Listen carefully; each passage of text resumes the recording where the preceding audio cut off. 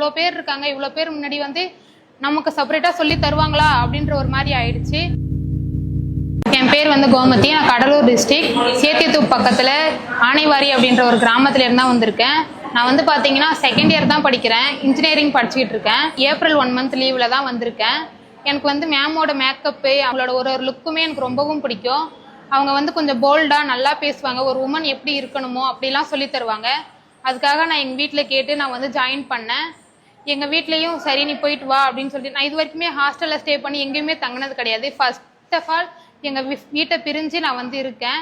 ரொம்பவும் நல்லா சொல்லி கொடுத்தாங்க. ஃபர்ஸ்ட் வரும்போது ரொம்ப பிளாங்காக வந்தேன் நான். இவ்வளோ பேர் இருக்காங்க, இவ்வளோ பேர் முன்னாடி வந்து நமக்கு செப்பரேட்டாக சொல்லி தருவாங்களா அப்படின்ற ஒரு மாதிரி ஆயிடுச்சு.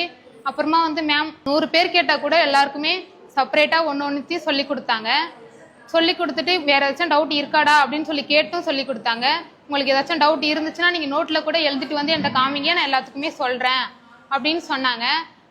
நாங்களும் அது போய் கேட்டோம். இப்போ வந்து எங்களுக்கு ஒரு டவுட் கூட இல்லை. என்னோட போர்ட்ஃபோலியோவில் வந்து நான் ரொம்பவும் நல்லாவே பண்ணியிருந்தேன். எங்கள் மேமும் நல்லா இருக்குடா அப்படின்னு சொல்லி சொன்னாங்க. தேங்க்யூ ஃபார் எல்லாமே.